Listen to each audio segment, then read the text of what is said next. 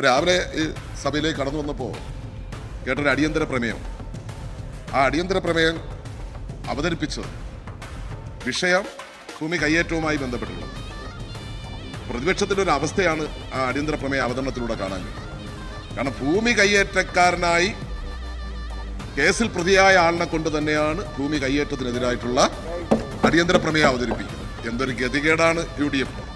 പിന്നെ കൂടെ ഉള്ളവരെ കൊണ്ടല്ലേ അവതരിപ്പിക്കാൻ പറ്റൂ. അങ്ങനെയുള്ളവരുടെ വ്യത്യസ്ത മേഖലകളിൽ ആ തരത്തിൽ മികവ് തെളിയിച്ചവരുടെ ഒരു കൂടാരമാണ് എന്താണ് സമയം ചട്ടം പറഞ്ഞാൽ പറഞ്ഞോളാം.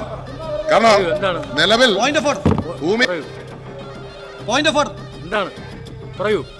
അതായത് ഇവിടെ ഇപ്പോ സംസാരിച്ചുകൊണ്ടിരിക്കുന്ന എന്താ ചട്ടം ഏത് പറയൂ. 307 എന്താണ് പറയൂ.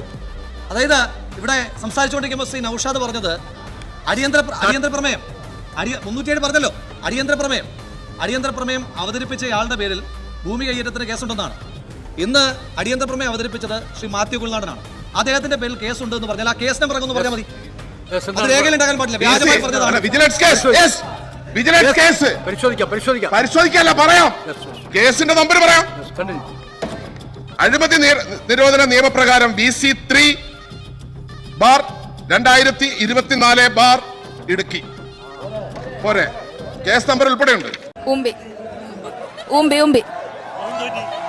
പോയി എന്റെ ജീവിതം മുമ്പലും കഞ്ഞിയുമായി എവിടെ പോയാലും ആകെ അപമാനമായി.